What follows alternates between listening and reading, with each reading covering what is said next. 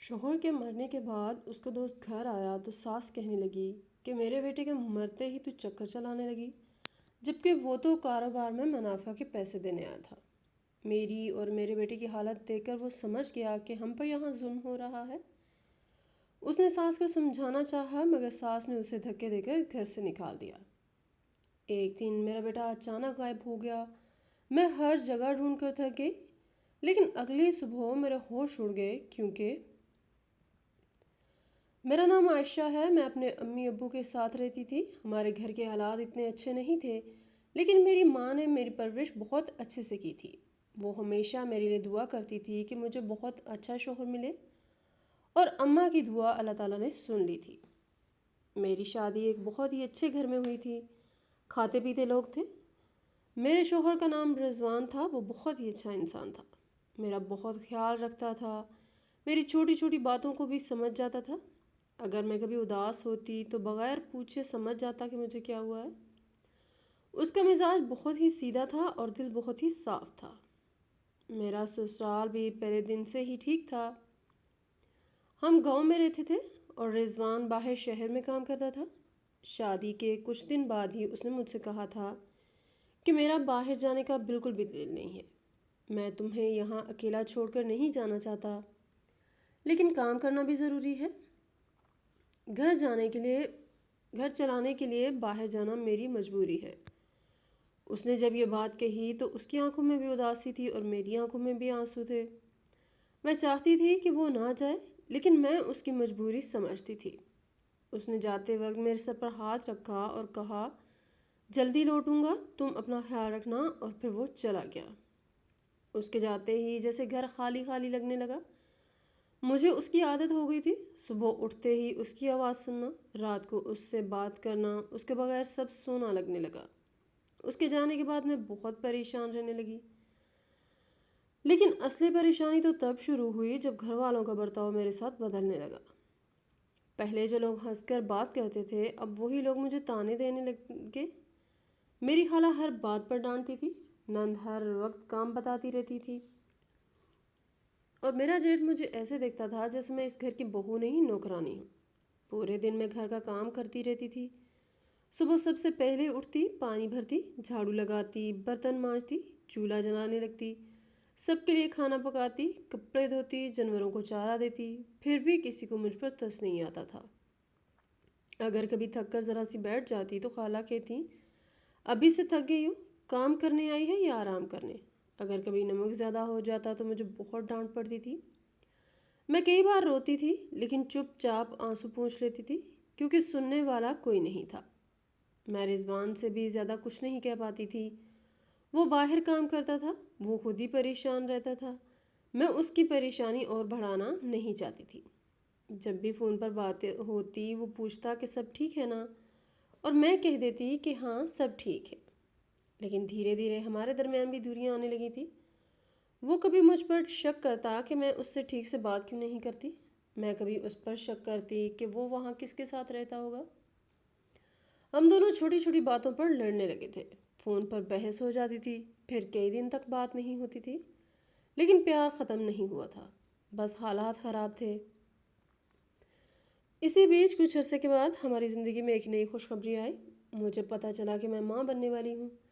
جب میں نے یہ بات رضوان کو فون بتائی تو وہ خوشی سے رو پڑا۔ اس نے کہا، سچ بول رہی ہو؟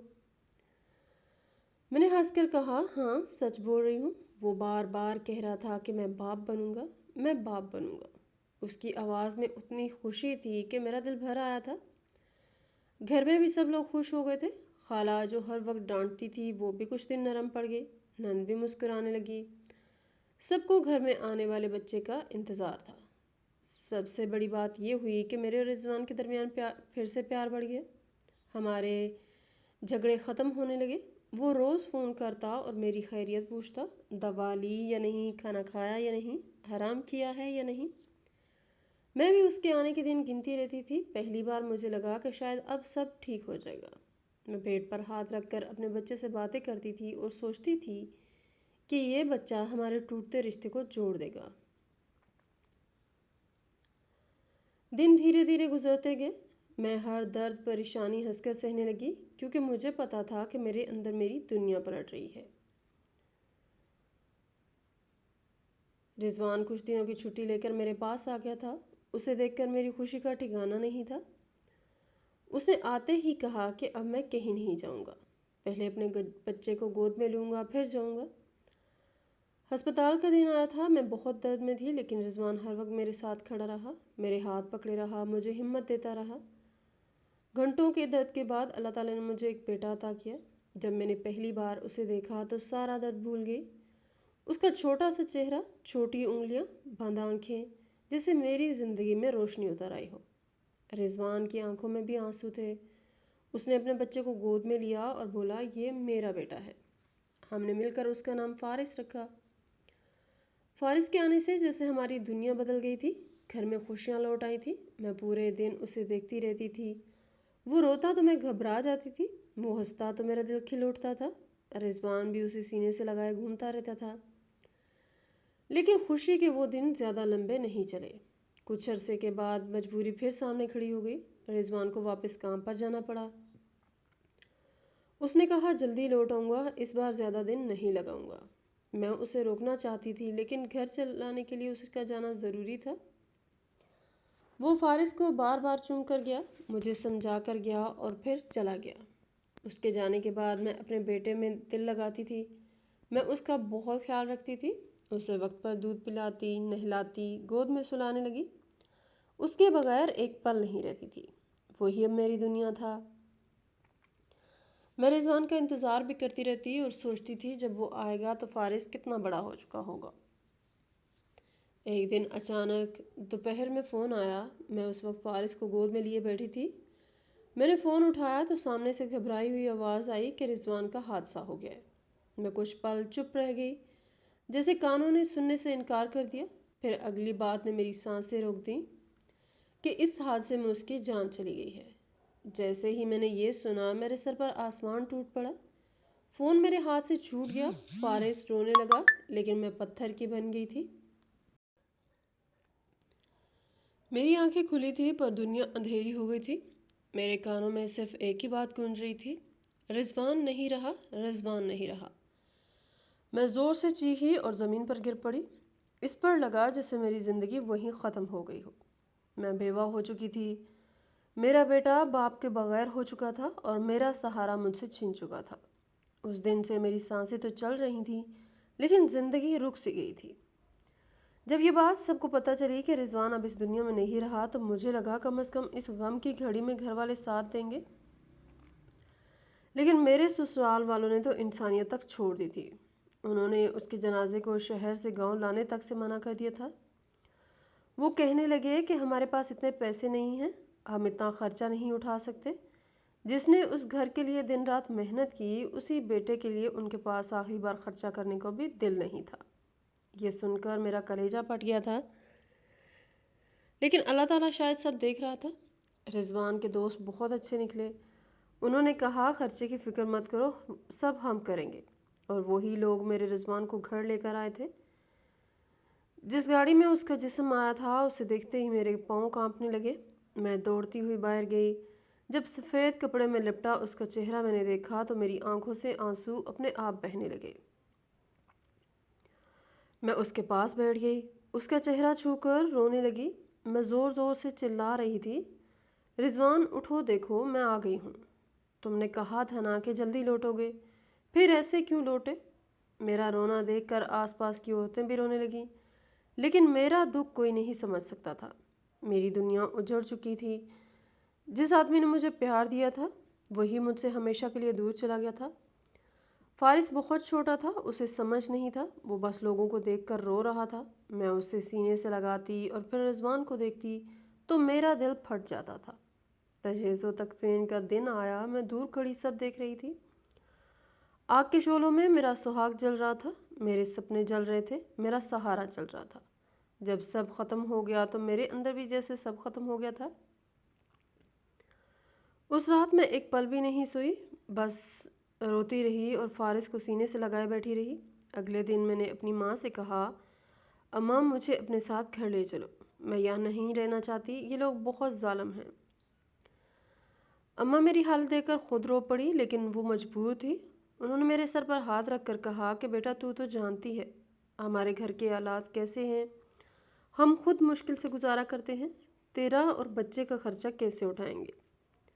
تیری بھابھی بھی روز تانے دے گی اور تیرا بھائی بھی پریشان ہو جائے گا۔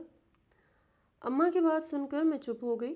مجھے پتا تھا وہ جھوٹ نہیں بول رہی، ان کے گھر میں پہلے ہی تنگی تھی، وہاں جا کر میں بوجھ بن جاتی۔ میں نے اپنے آنسو پونچھے اور کہا کہ چلو ٹھیک ہے اماں، میں یہیں رہ لوں گی، شاید اب رضوان کے جانے کے بعد یہ لوگ مجھے عزت دیں گے، شاید اب انہیں مجھے پر ترس آ جائے گا۔ لیکن میں غلط تھی، بہت غلط۔ کچھ ہی دن گزرے تھے کہ ان لوگوں نے اپنا اصلی چہرہ پھر دکھانا شروع کر دیا۔ سب سے پہلے تو مجھے میرے کمرے سے نکال دیا، وہی کمرہ جس میں میں اور رضوان ساتھ رہتے تھے، جہاں اس کی یادیں تھیں، جہاں اس کی ہنسی تھی، جہاں ہم نے سپنے دیکھے تھے۔ اس کمرے سے مجھے ایسے نکالا گیا جیسے میں کوئی پرائی ہوں۔ خالہ نے کہا کہ اب اس کمرے میں جیٹھ رہے گا، تو بیٹھک میں سویا کر۔ میرا سامان بھی مجھ سے چھین لیا گیا، میرے اچھے کپڑے، الماری، برتن، یہاں تک کہ کچھ زیورات بھی انہوں نے سب رکھ لیے۔ بولے گھر کا سامان تیرا کیا ہے؟ میں کچھ نہیں بول پائی، میرے پاس بولنے کا حق بھی جیسے ختم ہو گیا تھا۔ میں بیٹھک کے ایک کونے میں فارس کے ساتھ رہنے لگی۔ ایک پرانی چرپائی ملی تھی، اسی پر میں اور میرا بیٹا سوتے تھے۔ جاڑے میں ٹھنڈ لگتی، گرمی میں مچھر کاٹتے، لیکن کسی کو کوئی فرق نہیں پڑتا تھا۔ سچ کہوں تو میں اس گھر میں بہو نہیں، نوکرانی بن کر رہ گئی تھی۔ صبح اندھیرے سے اٹھتی، سب سے پہلے چولہا جلانے لگتی، پانی بھرتی، برتن دھوتی، جھاڑو لگاتی، پھر سب کے لیے کھانا بناتی اور پھر فارس کو سنبھالتی۔ اگر وہ روتا تو خالہ کہتی اسے چپ کرا، کام نہیں کرنے دیتا۔ اگر میں اسے گود میں لے کر بیٹھ جاتی تو بولتی بس بچے کو لے کر بیٹھی رہو، کام کون کرے گا؟ میں پورا دن بھاگتی رہتی، لیکن پھر بھی ہر کسی کو مجھ میں کمی ہی دکھتی۔ اگر کبھی تھک کر ذرا بیٹھ جاتی تو کہہ دیتے بڑی کام چور ہے، مفت کی روٹیاں توڑتی ہے۔ اگر کبھی دیر ہو جاتی تو سننا پڑتا تیرے شوہر کے ساتھ تیری قسمت بھی جل گئی، اب ہمارے سر پر بیٹھی ہے۔ یہ الفاظ میرے دل کو کاٹ دیتے تھے۔ میں چپ چاپ سنتی رہتی، کیونکہ میرے پاس جواب دینے کی طاقت نہیں بچی تھی۔ کئی بار کھانا سب کھا لیتے اور میرے لیے بچا کچھ چھوڑ دیتے تو میں وہی کھا لیتی۔ کبھی صرف پانی پی کر سو جاتی، لیکن فارس کو کبھی بھوکا نہیں سلاتی، میں اس کے لیے کچھ نہ کچھ جگاڑ کر ہی لیتی تھی۔ وہ میرا بیٹا نہیں، میری سانس تھا، اگر وہ نہ ہوتا تو شاید میں ٹوٹ جاتی۔ سسر کی خدمت بھی مجھے ہی کرنی پڑتی تھی، انہیں دوا دینا، کھانا دینا، پاؤں دبانا سب میں ہی کرتی تھی، لیکن بدلے میں کبھی دعا تک نہیں ملی تھی، بس احکام ملتے تھے۔ اور اگر کبھی مجھ سے کوئی غلطی ہو جاتی تو سب مل کر مجھے باتیں سناتی۔ میں کئی بار سوچتی تھی کیا میں انسان نہیں ہوں؟ کیا میرے دل میں درد نہیں ہے؟ کیا میرا شوہر نہیں مرا؟ کیا میں غم میں نہیں ہوں؟ لیکن اس گھر میں میرے آنسوؤں کی کوئی قیمت نہیں رہی تھی۔ رات کو جب سب سو جاتے تو میں چپکے سے روتی رہتی، فارس کو سینے سے لگا کر روتی تھی اور رضوان کو یاد کرتی تھی۔ مجھے اس کا چہرہ یاد آتا، اس کی باتیں یاد آتی۔ وہ کہتا تھا کہ میں ہوں نا، ڈرو مت، لیکن اب وہ نہیں تھا اور میں اکیلی تھی۔ میرا دل کرتا تھا سب چھوڑ کر کہیں چلی جاؤں، بہت دور، کوئی مجھے نہ پہچانے، جہاں کوئی تانا نہ دے، جہاں مجھے انسان سمجھا جائے۔ لیکن میں جاتی تو کہاں؟ اماں کے گھر جگہ نہیں تھی، دنیا میں سہارا نہیں تھا، جیب میں پیسے نہیں تھے، گود میں ایک بچہ تھا اور میں بندھی ہوئی تھی۔ ایک شام میں بیٹھک کے کونے میں بیٹھی تھی، فارس رو رہا تھا، گھر والے اپنے اپنے کام میں لگے تھے، سورج ڈر رہا تھا، کمرے میں ہلکا اندھیرا اتر رہا تھا۔ میں دیوار سے ٹک کر بیٹھی سوچ رہی تھی کہ رضوان تم مجھے چھوڑ کر کیوں چلے گئے؟ دیکھو تمہارے جانے کے بعد میں کتنی اکیلی ہو گئی ہوں۔ اگر تم ہوتے تو کوئی مجھے ایسے نہیں سناتا، کوئی میرے بچے کو ایسے نہیں دیکھتا، کوئی مجھے نوکرانی نہ بناتا۔ میں روتے روتے آسمان کی طرف دیکھنے لگی، جیسے شاید کہیں سے وہ مجھے دیکھ رہا ہو اور سن رہا ہو، لیکن جواب کہیں سے نہیں آیا۔ صرف شام اور گہری ہوتی ہو گئی اور میری تنہائی بھی۔ ان سب کو میں چپ چاپ برداشت کرتی جا رہی تھی، کیونکہ میرے پاس کوئی اور راستہ نہیں تھا۔ میں اپنے لیے تو ہر درد سہ لیتی تھی، لیکن مجھے ہمیشہ ایک بات سے تسلی رہتی تھی کہ چاہے یہ لوگ میرے ساتھ جیسا بھی برتاؤ کریں، فارس کے ساتھ تو اچھا کریں گے، آخر وہ ان کے اپنے بیٹے کی اولاد تھا، ان کے گھر کا خون تھا۔ مجھے لگتا تھا دادی اسے گود میں کھلائے گی، چچا اسے پیار کریں گے، پھوپھی اس کے لیے کچھ لے کر آئے گی اور اس کے حصے کا پیار اسے یہاں ضرور ملے گا، لیکن ایسا کبھی نہیں ہوا۔ میرا یہ وہم بھی دھیرے دھیرے ٹوٹ گیا۔ نہ اس کی دادی نے اسے کبھی سینے سے لگایا، نہ اس کے چچا نے کبھی اسے اپنے کندھوں پر بٹھایا، اور نہ ہی اس کی پھوپھی نے کبھی اس کے ساتھ کھیلا۔ وہ سب لوگ اسے ایسے دیکھتے تھے جیسے وہ کوئی بچہ نہیں، بوجھ ہو، گھر کا خرچہ بڑھانے والا ایک اور پیٹ ہو۔ کئی بار خالہ کہتی کہ تیرا باپ جاتے جاتے یہ جھنجھٹ چھوڑ گیا، اب اسے بھی پالو۔ جیٹھ کہتا دن بھر روتا رہتا ہے، سر کھا جاتا ہے۔ نند بولتی کیا اسے سنبھالنا بھی ہمیں ہی پڑے گا۔ میں یہ سب سنتی تو اندر سے کام جاتی تھی، لیکن کر بھی کیا سکتی تھی۔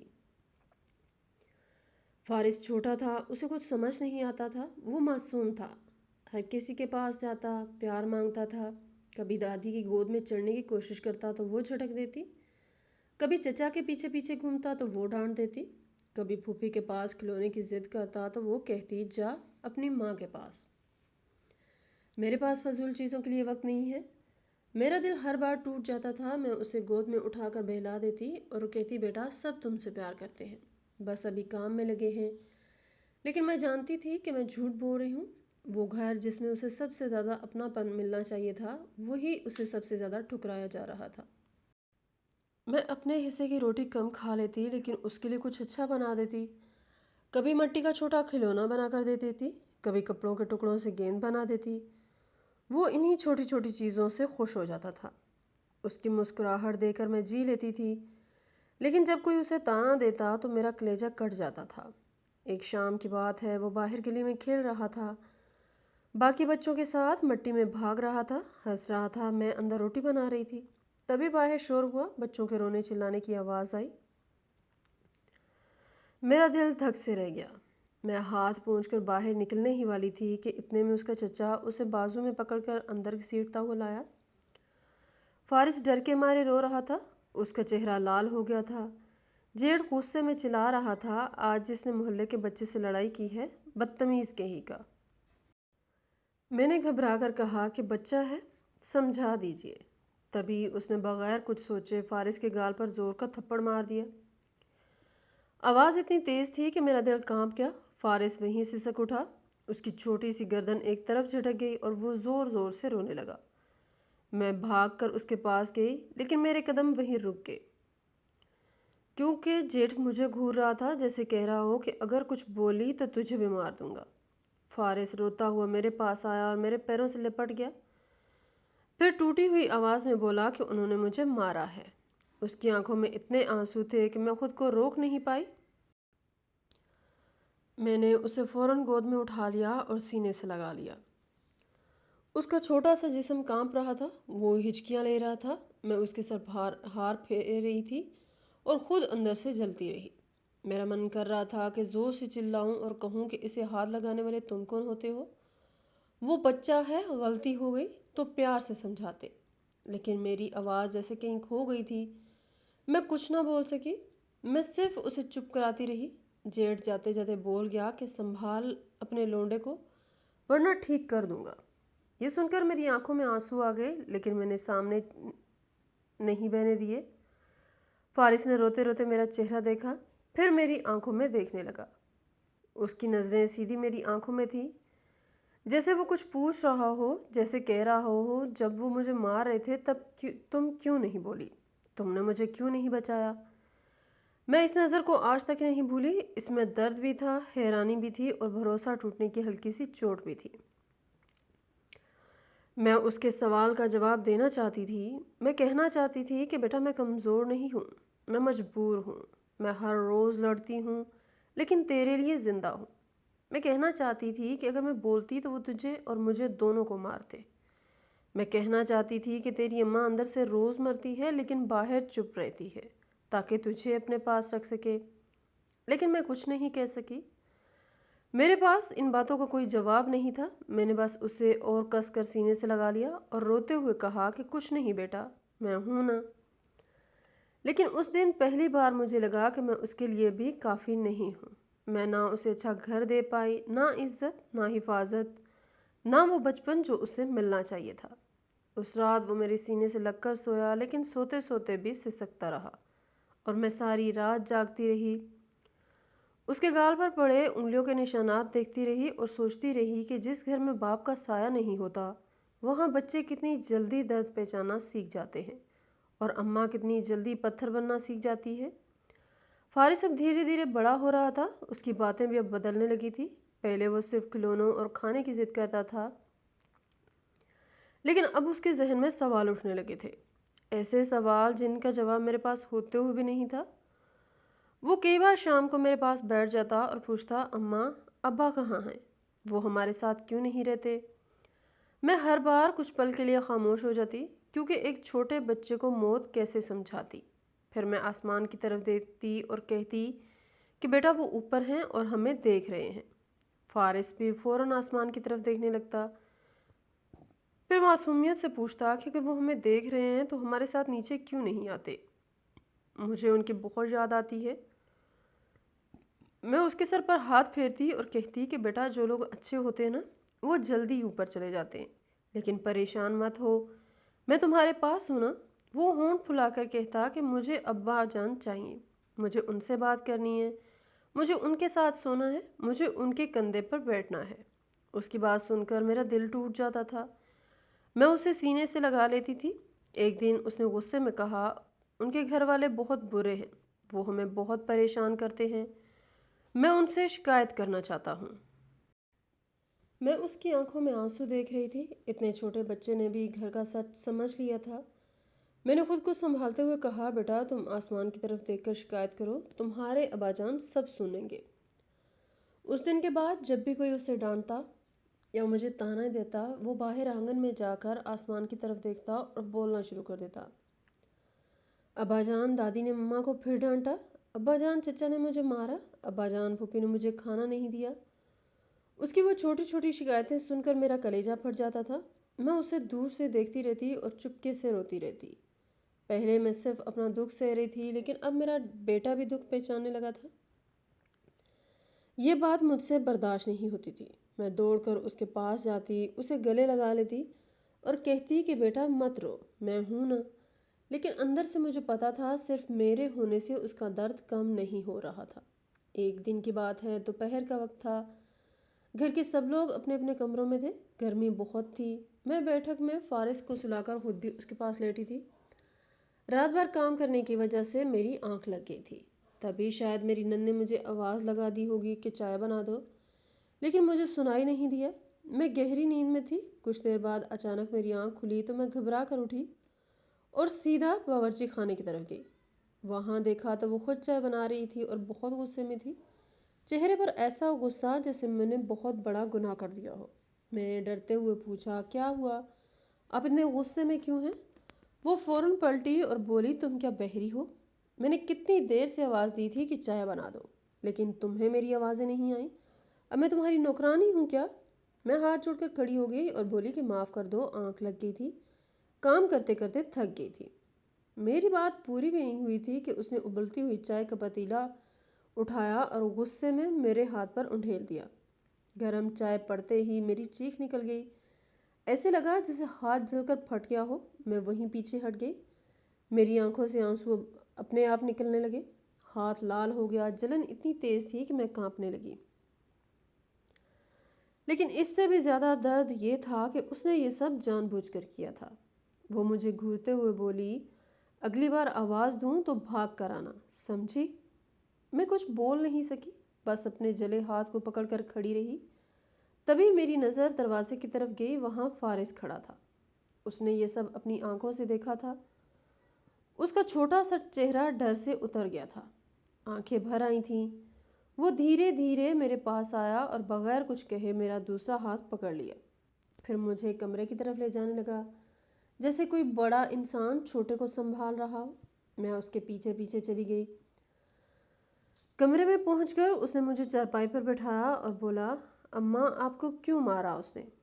بہت معصومیت سے پوچھا تھا، لیکن اس سوال نے میری روح ہلا دی۔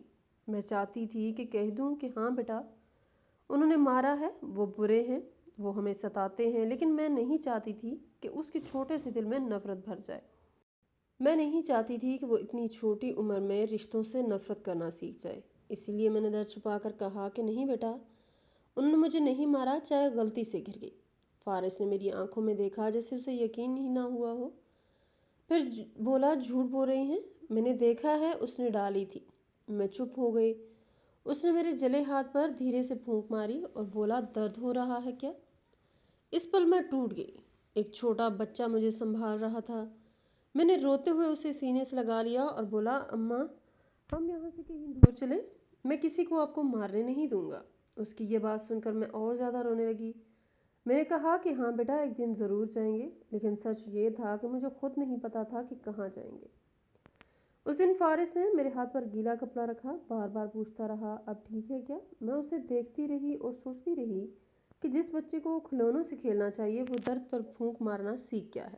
جس بچے کو مدرسے کی باتیں کرنی چاہیے وہ اپنی ماں کی آنکھوں کے آنسو پڑھنا سیکھ گیا ہے، اور میں ماں ہو کر بھی اسے وہ بچپن نہیں دے پا رہی تھی جس کا وہ حقدار تھا۔ اب میرا بیٹا بھی اس ظلم کے درمیان بڑا ہو رہا تھا اور یہ بات مجھے اندر سے کھائے جا رہی تھی۔ ایک دن کی بات ہے جب کسی نے پھر سے فارس کو ڈانٹ دیا تھا۔ وہ بہت اداس ہو کر کمرے میں چلا گیا۔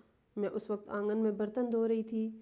کچھ دیر تک اس کی آواز نہیں آئی تو مجھے لگا شاید سو گیا ہوگا، لیکن تھوڑی دیر بعد میں کمرے کی طرف گئی تو دیکھا وہ کھڑکی کے پاس کھڑا تھا اور آسمان کی طرف دیکھ رہا تھا۔ اس کے ہونٹ ہل رہے تھے جیسے پھر سے اپنے بابا جان سے شکایت کر رہا ہو۔ میں چپ چاپ دروازے پر کھڑی اسے دیکھتی رہی۔ اس کا چھوٹا سا دل ہر دکھ میں اپنے ابا کو ڈھونڈتا تھا۔ کچھ دیر بعد وہ دوڑتا ہوا میرے پاس آیا اور بولا اماں دیکھو کسی کی آواز آ رہی ہے، ابا جان اوپر سے مجھ سے بات کر رہے ہیں۔ میں نے ہلکی مسکراہٹ سے کہا کہ بیٹا ایسا نہیں ہوتا، وہ لوگ جب اوپر چلے جاتے ہیں تو وہ ہم سے بات نہیں کرتے۔ فارس ضد میں بولا نہیں اماں آپ میرے ساتھ چلو، سچ میں کوئی بول رہا ہے، آپ خود سن لو۔ اس کی آنکھوں میں اتنی سچائی تھی کہ میں اس کے ساتھ کمرے میں چلی گئی۔ وہ میرا ہاتھ پکڑ کر کھڑکی تک لے گیا۔ میں نے دھیان سے سنا تو سچ میں باہر سے کسی آدمی کی آواز آ رہی تھی۔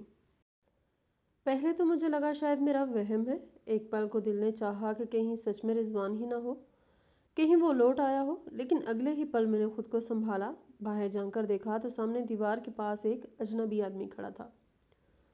وہ اوپر ہماری کھڑکی کی طرف دیکھ رہا تھا جیسے ہمیں بلا رہا ہو۔ میں دیکھ کر پیچھے ہٹ گئی۔ دل تیز دھڑکنے لگا۔ اس نے مجھے دیکھا تو ہاتھ جوڑ کر بولا گھبراؤ مت، میں رضوان کا دوست ہوں اور بہت ضروری کام سے آیا ہوں۔ اس کی آواز سیدھی تھی لیکن میں پھر بھی گھبرا رہی تھی۔ اتنے دنوں بعد پہلی بار کوئی آدمی رضوان کا نام لے کر گھر آیا تھا۔ وہ گیٹ کھول کر اندر آ گیا۔ میں اور فارس بھی دھیرے دھیرے اس کے پیچھے حال تک آئے۔ گھر کے سب لوگ اسے دیکھ کر حیران رہ گئے۔ خالہ نے پوچھا کون ہو تم؟ جیٹ بھی باہر آ گیا۔ نند دروازے کے پاس کھڑی دیکھنے لگی۔ وہ آدمی بولا کہ میں رضوان کا دوست ہوں، میں شہر سے آیا ہوں۔ رضوان اور میں نے مل کر ایک کام شروع کیا تھا، وہ کام بہت اچھا چلا تھا۔ رضوان اب اس دنیا میں نہیں ہے، لیکن اس کا حصہ دینے آیا ہوں۔ یہ سنتے ہی میری خالہ کا چہرہ بدل گیا۔ جو عورت مجھے ہر دن طعنے دیتی تھی وہ اچانک میٹھی ہو گئی۔ اس نے جلدی سے چارپائی صاف کی اور بولی ارے بیٹھو بیٹا بیٹھو، اندر آؤ نا، کوئی پانی لاؤ۔ اس نے اس آدمی کو بہت عزت سے بٹھایا جیسے کوئی بہت بڑا مہمان آیا ہو۔ میں ایک کونے میں کھڑی سب دیکھ رہی تھی۔ میرے ذہن میں ڈر بھی تھا اور حیرانی بھی۔ اس نے بیٹھتے ہی کہا میرا نام دانش ہے، میں فارس کے والد رضوان کے ساتھ شہر میں کام کرتا تھا، ہم ساتھ رہتے تھے، ساتھ محنت کرتے تھے۔ رضوان بہت اچھا آدمی تھا۔ اس کا نام لیتے ہی میری آنکھوں میں بھر آئیں۔ اتنے دنوں کے بعد کسی نے اس کے بارے میں پیار سے بات کی تھی۔ تبھی میرا جیٹ جلدی سے آگے بڑھا اور بولا لیجئے دانش بھائی، یہ بیگ مجھے دے دیجئے، آج کل کا ماحول خراب ہے، ویسے بھی بھائی کے جانے کے بعد سب کچھ ہم ہی سنبھال رہے ہیں۔ اس کے چہرے پر لالچ صاف دکھ رہا تھا۔ دانش نے بیگ اپنی گود میں اور کس کر پکڑا، پھر کھڑا ہو کر بولا معاف کرنا، یہ بیگ اور یہ پیسے میں آپ کو نہیں دے سکتا، یہ میں صرف رضوان کی بیوی عائشہ کو ہی دوں گا، کیونکہ رضوان نے مجھ سے یہی کہا تھا۔ کمرے میں یکدم سناٹا ہو گیا۔ میری خالہ کا چہرہ اتر گیا۔ جیٹھ کی آنکھوں میں غصہ آ گیا۔ وہ بولا کیسی باتیں کر رہے ہو، وہ ہمارے ہی گھر میں رہتی ہے، کھاتی پیتی ہے، اس کا اور اس کے بیٹے کا خرچہ ہم اٹھاتے ہیں تو پیسے ہمارے ہاتھ میں آنے چاہیے۔ دانش نے اس کی آنکھوں میں دیکھ کر کہا کہ میں دیکھ رہا ہوں آپ کس طرح خرچہ اٹھا رہے ہیں، بچے نے کتنے پرانے چپل پہنے ہوئے ہیں، اس کے کپڑے دیکھو پھٹے پرانے ہیں، اور ان دونوں اماں بیٹے کے کپڑے بھی دیکھو کتنے پرانے ہیں، ان کے چہرے دیکھو کتنے پریشان لگ رہے ہیں۔ مجھے صاف دکھ رہا ہے کہ یہ لوگ یہاں کتنی تکلیف میں ہیں۔ اس کی بات سن کر میرا سر جھک گیا، کیونکہ پہلی بار کسی باہری آدمی نے ہمارا درد پہچان لیا تھا۔ دانش آگے بولا، اگر آپ لوگوں سچ میں ان کا خیال رکھتے تو ان کی حالت ایسی نہ ہوتی۔ میں شہر سے آتے ہی سمجھ گیا کہ یہاں کچھ ٹھیک نہیں ہے۔ فارس ڈرتے ڈرتے میرے پیچھے کھڑا تھا۔ دانش نے اسے پیار سے دیکھا، پھر بولا، میں اب ان لوگوں کو یہاں نہیں رہنے دوں گا، میں انہیں اپنے ساتھ لے کر جاؤں گا۔ یہ سنتے ہی میرے پیروں تلے سے زمین کھسک گئی، میں گھبرا گئی۔ میرے ذہن میں ایک ساتھ 100 باتیں آنے لگی کہ یہ کون ہے، کیا سچ بول رہا ہے، کہاں لے جائے گا، لوگ کیا کہیں گے، اگر میں چلی گئی تو کیا ہوگا، اگر نہ گئی تو یہاں کیسے رہوں گی۔ میری خالہ زور سے بولی، ایسے کیسے لے جاؤ گے، یہ ہماری بہو ہے، ہمارا گھر ہے۔ جیٹھ بھی بولا، کوئی بھی آ کر کسی کو اٹھا کر لے جائے گا کیا۔ دانش سکون سے کھڑا رہا۔ اس نے کہا، بہو ہے تو بہو جیسا رکھو نا، نوکرانی بنا کر کیوں رکھا ہے، بچہ ہے تو پوتے جیسا رکھو، بوجھ جیسا کیوں رکھتے ہو۔ اس کی ایک ایک بات تیر کی طرح لگ رہی تھی، کیونکہ وہ سچ کہہ رہا تھا۔ میں کانپ رہی تھی۔ اتنے سالوں میں پہلی بار کسی نے ہمارے لیے آواز اٹھائی تھی، لیکن ڈر بھی اتنا ہی تھا۔ میں نہیں جانتی تھی یہ مدد ہے یا نئی مصیبت۔ فارس میرا ہاتھ پکڑ کر دھیرے سے بولا، اماں ہم ان کے ساتھ چلیں گے کیا۔ میں اس کی طرف دیکھتی رہ گئی۔ اس کی آنکھوں میں ڈر نہیں، امید تھی۔ شاید پہلی بار اسے لگا تھا کہ کوئی ہمیں یہاں سے نکال سکتا ہے۔ میں وہیں کھڑی سوچ رہی تھی، یہ سب کیا ہو رہا ہے۔ میری سوکھی زندگی میں اچانک ایسا موڑ آ گیا تھا، جہاں ایک طرف ڈر تھا، دوسری طرف شاید بچنے کا راستہ بھی تھا۔ دانش نے سب کے سامنے سیدھی آواز میں کہا کہ میں عائشہ کو بھی اپنے ساتھ لے کر جانا چاہتا ہوں، اور اگر وہ راضی ہو تو میں اس سے شادی کرنا چاہتا ہوں۔ اس کی بات سنتے ہی گھر کا ماحول جیسے جم گیا۔ سب لوگ ایک دوسرے کا چہرہ دیکھنے لگے۔ کسی کو امید نہیں تھی کہ وہ اتنی بڑی بات سب کے سامنے کہہ دے گا۔ میرے جیٹھ کے چہرے کا رنگ بدل گیا، اس کی آنکھوں میں غصہ اتر آیا۔ وہ کچھ پل چپ کھڑا رہا، پھر تیز آواز میں بولا، یہ نہیں ہو سکتا، تم ایسے کیسے ہمارے گھر کی عورت سے شادی کر سکتے ہو، تم اپنی حد پار کر رہے ہو۔ اس کی آواز سن کر باقی لوگ بھی سرگوشیاں کرنے لگے۔ کوئی مجھے گھور رہا تھا، کوئی دانش کو تماشا دیکھنے جیسے کھڑا تھا۔ میں چپ تھی، مگر میرا دل بہت تیز دھڑک رہا تھا، کیونکہ پہلی بار کسی نے اتنے لوگوں کے سامنے میری زندگی کے بارے میں بات کی تھی، ورنہ اب تک سب لوگ صرف فیصلہ سنانے آتے تھے، پوچھتا کوئی نہیں تھا۔ دانش نے سب کو سکون سے رہنے کا اشارہ کیا، مگر کوئی چپ نہیں ہوا۔ تبھی اس نے بغیر کچھ کہے اپنی جیب سے فون نکالا اور بولا، اگر کسی کو میری نیت پر شک ہے تو پہلے یہ دیکھ لو۔ اس کی آواز میں غصہ نہیں بلکہ بھروسہ تھا۔ اس نے فون کھولا اور ایک ویڈیو چلا کر سب کے سامنے کر دیا۔ جیسے ہی سب کی نظر اسکرین پر گئی، پورے آنگن میں سناٹا چھا گیا۔ لوگوں کے چہروں سے آواز غائب ہو گئی۔ اس ویڈیو میں کوئی اور نہیں بلکہ میرے شوہر رضوان تھے۔ میرا دل دھک سے رہ گیا، میرے ہاتھ کانپ گئے۔ وہ صحیح وقت کا ویڈیو تھا جب ان کا حادثہ ہوا تھا اور انہیں اسپتال لے جایا جا رہا تھا۔ ان کا چہرہ زخمی تھا، سانسیں ٹوٹ رہی تھیں، آنکھوں میں درد تھا، مگر ہوش ابھی بھی باقی تھا۔ ان کے پاس دانش بیٹھا تھا۔ ویڈیو ہل رہا تھا کیونکہ شاید جلدی میں بنایا گیا تھا، مگر آواز صاف تھی۔ رضوان ٹوٹی ہوئی آواز میں کہہ رہے تھے، دانش اگر مجھے کچھ ہو جائے تو میری بیوی اور میرے بیٹا کا خیال رکھنا، اسے اکیلا مت چھوڑنا، اگر وہ چاہے تو اس سے شادی کر لینا، میں اپنی ذمہ داری تمہیں سونپ رہا ہوں۔ یہ سنتے ہی میری آنکھوں سے آنسو نکل پڑے۔ مجھے لگا جیسے رضوان پھر میرے سامنے بول رہے ہوں۔ ویڈیو میں دانش کی آواز آئی، تم ایسی باتیں مت کرو، تمہیں کچھ نہیں ہوا، اگر ایسا ہوا تو میں وعدہ کرتا ہوں تمہاری بیوی اور تمہارے بیٹے کا خیال رکھوں گا، انہیں کبھی اکیلا نہیں چھوڑوں گا۔ ویڈیو یہیں ختم ہو گئی، مگر اس کے ختم ہوتے ہی سب کی بولتی بند ہو گئی۔ کچھ دیر تک تو کوئی کچھ نہیں بولا، سب کے پیروں تلے سے جیسے زمین نکل گئی۔ میرے جیٹھ نے فوراً سنبھلنے کی کوشش کی اور بولا، یہ سب جھوٹ ہے، یہ ویڈیو نکلی ہے، آج کل کچھ بھی بنایا جا سکتا ہے، یہ سب چال ہے ہمیں بے وقوف بنانے کی۔ مگر اس کی آواز میں پہلے جیسی طاقت نہیں تھی، کیونکہ اسے خود بھی پتا تھا کہ وہ سچ بول رہا ہے۔ باقی لوگ بھی کبھی ویڈیو دیکھتے، کبھی ایک دوسرے کو، کسی کے اندر کچھ بھی کہنے کی ہمت نہیں تھی۔ دانش نے فون نیچے کیا اور بہت ہی سکون سے کہا کہ میں نے اتنے دن کچھ نہیں کہا، کیونکہ میں کسی کا گھر توڑنا نہیں چاہتا تھا، میں بس اپنا وعدہ نبھانا چاہتا تھا۔ رضوان میرا دوست ہی نہیں بھائی جیسا تھا، اس نے جاتے جاتے مجھ پر بھروسہ کیا تھا، میں اس بھروسے کو نہیں توڑ سکتا۔ اگر عائشہ منع کرے گی تو بھی میں بھی اسے یہاں سے لے کر جاؤں گا اور پھر کبھی یہ بات نہیں کروں گا، مگر اگر وہ ہاں کہے گی تو میں اسے اور اس کے بیٹے کو عزت کے ساتھ اپنے گھر لے جاؤں گا۔ اس کی بات سن کر سب کی نظر مجھ پر آ گئی۔ مجھے لگا جیسے پہلی بار اس گھر میں مجھے انسان سمجھ کر پوچھا جا رہا ہے، ورنہ اب تک تو میں بس بوجھ تھی، کام کرنے والی تھی یا چپ رہنے والی عورت تھی۔ میرا بیٹا بھی پاس کھڑا تھا، وہ سب دیکھ رہا تھا۔ اس کی چھوٹی آنکھوں میں ڈر بھی تھا اور امید بھی۔ اسے سب سمجھ تو نہیں آ رہا تھا، مگر اتنا ضرور سمجھ رہا تھا کہ آج اس کی اماں کی زندگی کا بڑا فیصلہ ہونے والا ہے۔ میرے سامنے رضوان کا چہرہ گھوم رہا تھا، ان کا پیار، ان کا بھروسہ، ان کی آخری آواز۔ پھر میں نے گھر والوں کی طرف دیکھا جنہوں نے میرے آنسو کبھی نہیں دیکھے، بس میری مجبوری دیکھی تھی۔ میں نے اپنے بیٹے کی طرف دیکھا، اسے سچ میں ایک سہارے کی ضرورت تھی۔ اسے صرف روٹی نہیں، ایک باپ جیسا ہاتھ چاہیے تھا جو اسے پیار دے، حفاظت دے اور ساتھ دے۔ میرے اندر اچانک ہمت آ گئی۔ میں یکدم آگے بڑھی اور صاف آواز میں کہا کہ ہاں، مجھے منظور ہے۔ میری آواز سنتے ہی سب لوگ چونک گئے، جیسے کسی نے ان کے چہرے پر سچ مار دیا ہو۔ میرے جیٹھ نے غصے سے کہا، عائشہ سوچ سمجھ کر بولو۔ میں نے اس کی طرف دیکھے بغیر ہی کہا، میں بہت سوچ چکی ہوں، اب میں اپنی زندگی کا فیصلہ میں خود کروں گی۔ دانش نے میری طرف دیکھا، اس کی آنکھوں میں راحت تھی مگر ساتھ ہی عزت بھی تھی۔ اس نے ایک قدم بھی آگے نہیں بڑھایا، بس وہیں کھڑا رہا جیسے وہ کہہ رہا ہو کہ فیصلہ تمہارا ہے۔ میں اپنے بیٹے کے پاس گئی، اس کا ہاتھ پکڑا اور پوچھا، بیٹا چلو گے میرے ساتھ؟ اس نے میری انگلی کس کر پکڑ لی اور دھیرے سے سر ہلا دیا، شاید اسے بھی کسی اپنے کی ضرورت تھی۔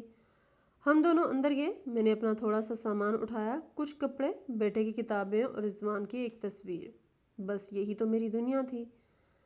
جب میں باہر آئی تو گھر والے بھی چپ تھے، کوئی روک نہیں رہا تھا، شاید اس لیے نہیں کہ وہ مان گئے تھے، بلکہ اس لیے کہ اب ان کے پاس کہنے کے لیے کچھ نہیں تھا۔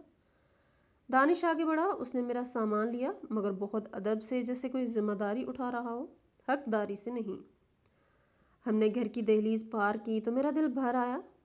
یہی وہ گھر تھا جہاں میں نے بہو بن کر قدم رکھا تھا، پھر بیوہ بن کر روئی تھی اور اب اپنے پیروں پر نکل رہی تھی۔ میرا بیٹا میرے ساتھ تھا، دانش ہمارے ساتھ تھا، اور پہلی بار مجھے لگا کہ شاید زندگی ختم نہیں ہوئی تھی، بس راستہ بدل رہا تھا۔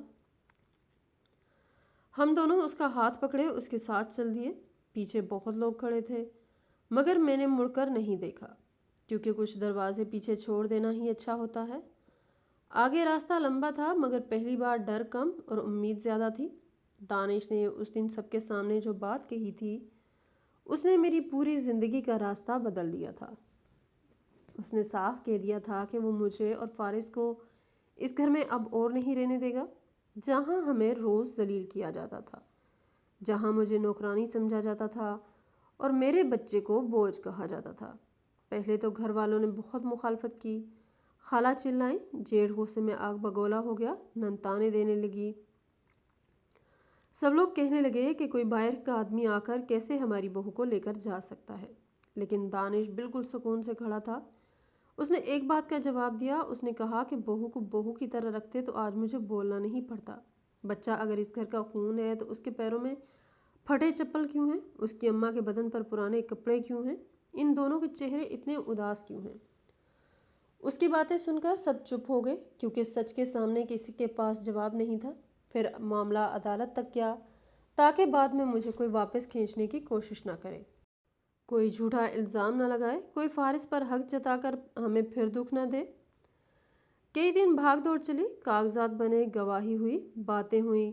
میں ہر دن ڈری رہتی تھی، کیونکہ مجھے سمجھ نہیں آتا تھا کہ زندگی مجھے کہاں لے جا رہی ہے۔ اتنے سال دکھ سہتے سہتے میں فیصلہ لینا بھول چکی تھی۔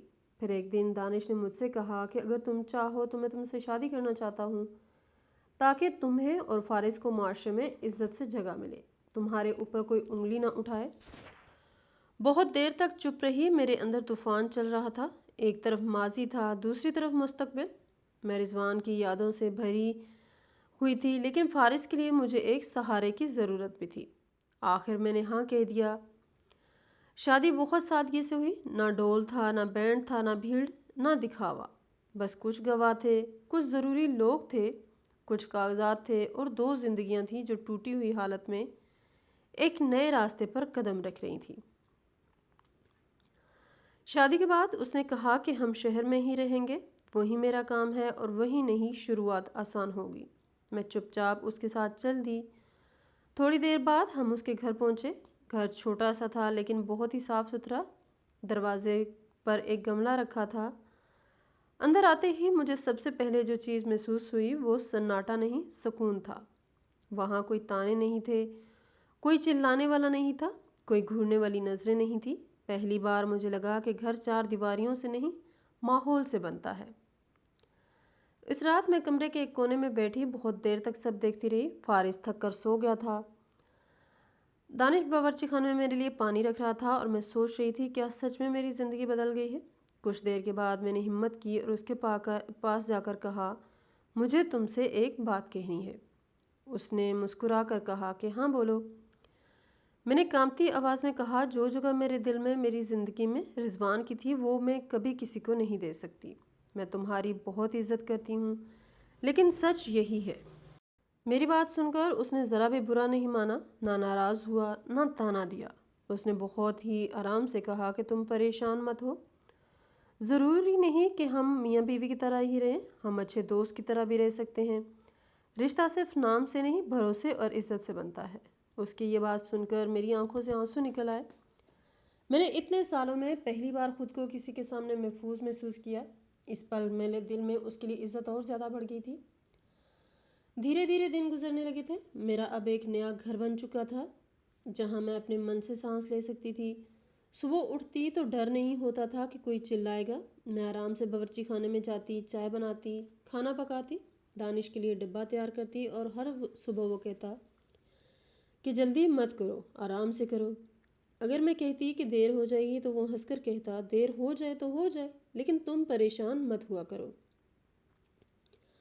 میں اس کے کپڑے استری کرتی تھی لیکن اب مجبوری میں نہیں، اپنے پن سے کرتی تھی۔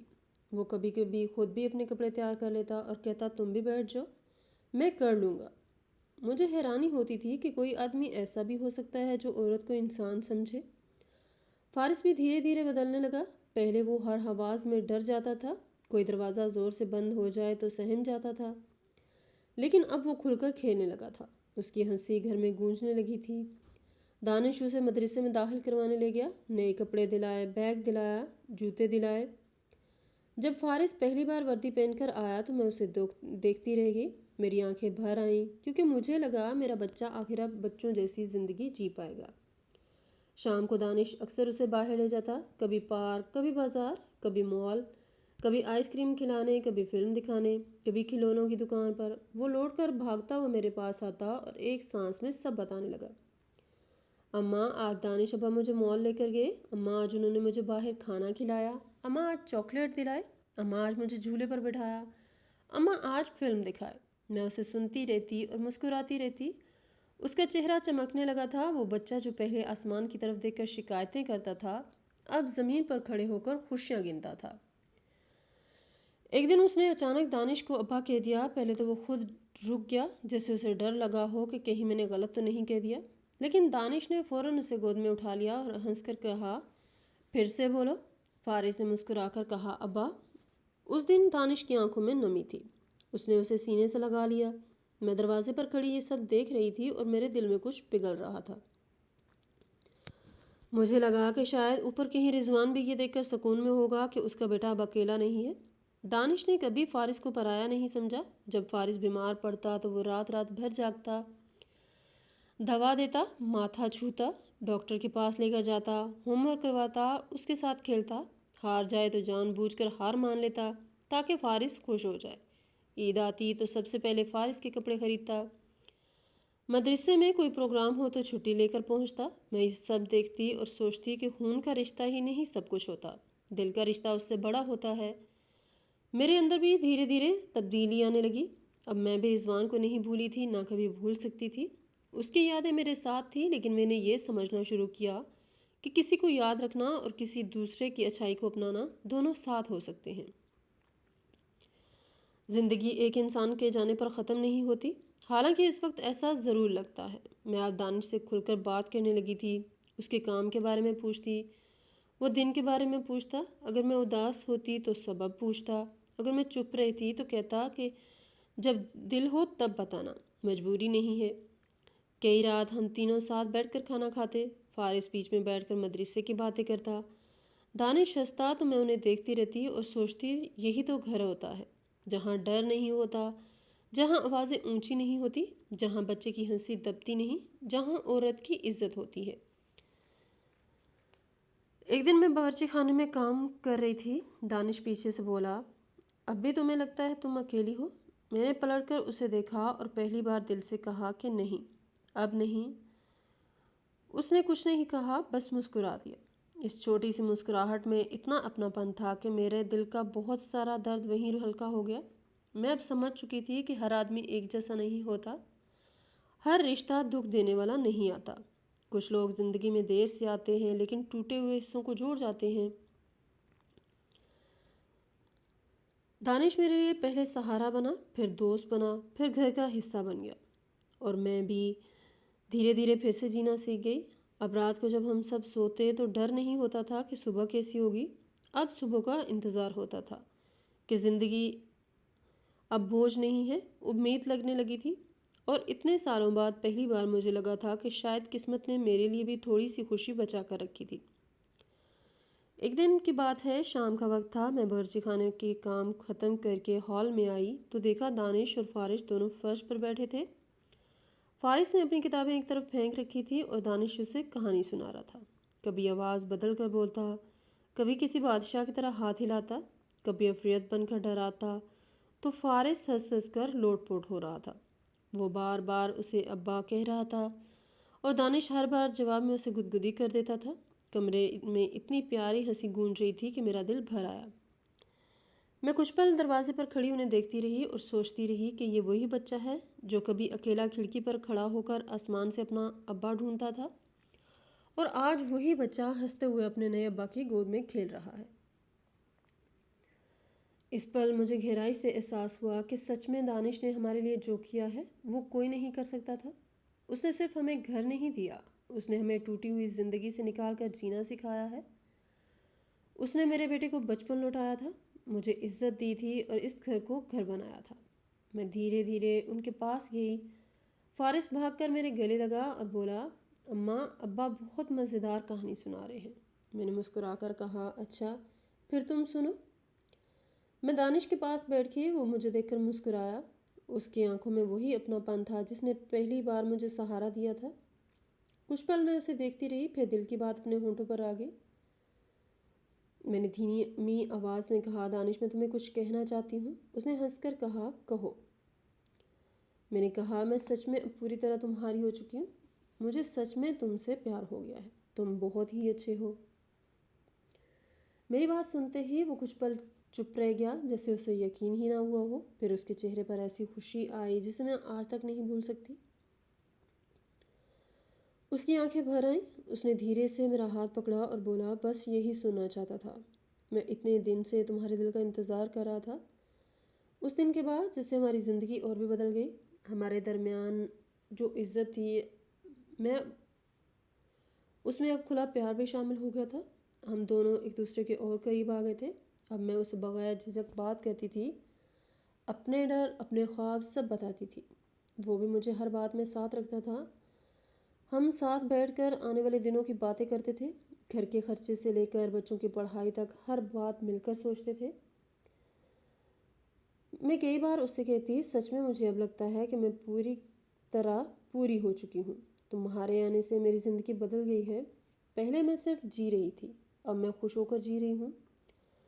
وہ ہنس کر کہتا کہ اب بھی تو اور خوشیاں آنی باقی ہیں، اور سچ میں کچھ عرصے بعد ہمارے گھر میں ایک نئی خوشی آئی۔ مجھے پتہ چلا کہ میں ماں بننے والی ہوں۔ جب میں نے دانش کو یہ خبر دی تو اس نے مجھے سینے سے لگا لیا، اس کی آنکھوں میں خوشی صاف دکھ رہی تھی۔ فارس کو جب بتایا تو وہ اچھل پڑا اور بولا، مجھے بھائی چاہیے۔ پھر کچھ دیر کے بعد خود ہی بولا، نہیں مجھے بہن چاہیے، میں اس کے ساتھ کھیلوں گا، میں اسے مدرسے لے جاؤں گا۔ گھر میں ہر دن اسی بات کی باتیں ہونے لگی۔ مہینوں بعد وہ دن بھی آ گیا جب اللہ تعالیٰ نے ہمیں ایک پیاری سی بیٹی عطا کی۔ اسے پہلی بار گود میں لیا تو میری آنکھوں میں آنسو آ گئے۔ دانش اسے دیکھ کر بس مسکراتا رہا جیسے اسے دنیا کی سب سے بڑی دولت مل گئی ہو۔ فارس تو خوشی سے پاگل تھا۔ وہ ہر کسی سے کہتا کہ یہ میری چھوٹی بہن ہے، کوئی اسے چھوئے گا نہیں، میں ہی اسے سنبھالوں گا۔ وہ اس کے پاس بیٹھا رہتا، اس کے چھوٹے ہاتھ پکڑتا، اس سے کھلونے دکھاتا، اگر وہ روتی تو بھاگ کر مجھے بلاتا۔ ہماری بیٹی کے آنے سے گھر میں خوشیاں اور بڑھ گئی تھیں۔ اب ہمارا خاندان مکمل لگتا تھا۔ شہر میں ہمارا اپنا فلیٹ تھا، چھوٹا لیکن بہت خوبصورت۔ اس میں ہماری محنت کی خوشبو تھی، دیواروں پر بچوں کی ہنسی تھی اور ہر کمرے میں اپنا پن تھا۔ دانش صبح کام پر چلا جاتا، فارس مدرسے جاتا، میں گھر سنبھالتی اور بیٹی کا خیال رکھتی۔ دوپہر تک گھر خاموش رہتا، لیکن شام ہوتے ہی دروازہ کھلتا اور خوشیاں اندر آ جاتی۔ پہلے فارس بھاگتا ہوا آتا، پھر دانش اس کے پیچھے مسکراتا ہوا اندر آتا۔ فارس مدرسے کی باتیں شروع کر دیتا کہ آج استاد نے یہ کہا، آج میں نے یہ بنایا، آج میں نے مقابلہ جیتا۔ دانش ہاتھ منہ دھو کر بیٹی کو گود میں اٹھا لیتا تو وہ کھلکھلانے لگتی۔ پھر میں سب کے لیے چائے اور کھانا لگاتی۔ ہم چاروں ساتھ بیٹھے باتیں کرتے، ہنستے، کبھی ٹیلی ویژن دیکھتے، کبھی باہر گھومنے نکل جاتے۔ عیدیں آتی تو گھر سجتا، سالگرہ آتی تو کیک کٹتا، چھٹی کے دن ہم سب بازار جاتے، پارک جاتے، تصویریں کھنچواتے۔ میں کئی بار چپ چاپ بیٹھ کر اپنے خاندان کو دیکھتی رہتی اور سوچتی تھی کہ کیا یہ وہی زندگی ہے جس میں کبھی صرف آنسو تھے، جہاں کبھی تانے تھے۔ میرا بچہ روتا تھا جہاں میں ہر رات ٹوٹ کر سوتی تھی، اب وہی زندگی سکون سے بھری تھی۔ میں اب بھی اپنے پرانے دنوں کو نہیں بھولی تھی، لیکن اب مجھے وہ درد توڑتا نہیں تھا کیونکہ میرے پاس اب سب کچھ تھا، کیونکہ اب میرے پاس سنبھالنے والے ہاتھ تھے۔ میں اکثر رات کو سونے سے پہلے اللہ تعالیٰ کا شکر ادا کرتی تھی اور کہتی تھی کہ تو نے بہت دیر سے ہی صحیح لیکن مجھے میری خوشیاں لوٹا دیں۔ تو نے میری زندگی میں دانش کو بھیجا جس نے بغیر شور کیے میری ٹوٹی دنیا جوڑ دی، جس نے میرے بیٹے کو بہت دیا، میری بیٹی کو اچھا گھر دیا اور مجھے پھر سے مسکرانا سکھایا۔